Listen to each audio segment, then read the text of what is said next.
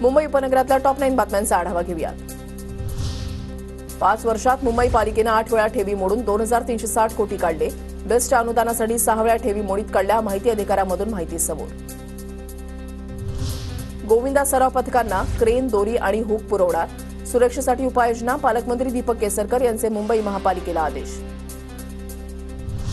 नवी मुंबईतील नेरूळमध्ये दहीहंडीचं आयोजन। माजी आमदार संदीप नाईकांची उपस्थिती। महिला गोविंदा पथक ठरले दहीहंडी कार्यक्रमाचे मुख्य आकर्षण। कल्याण डोंबिवली परिसरामध्ये महिला गोविंदा पथकांचं साहस। दहीहंडीसाठी महिला गोविंदा पथकाची 6 थरांच्या मानवी मनोऱ्याची तयारी।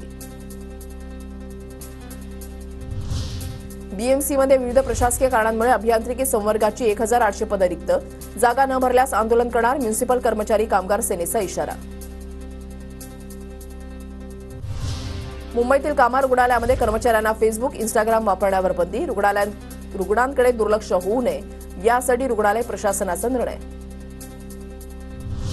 मुंबईतून हातगाड्या हद्दपार होण्याची शक्यता। काळबादेवी, फुलेश्वर, चिरा बाजार, क्रॉफर्ड मार्केटमध्ये बॅटरीवर चालणाऱ्या गाड्यांचं वितरण करण्याचा निर्णय। नवी मुंबईमध्ये स्वराज्य पक्षाच्या अंकुश बाबा कदमांचे भावी आमदार म्हणून बॅनर। विधानसभा निवडणुकीची मोर्चे बांधणी सुरू असल्याची चर्चा।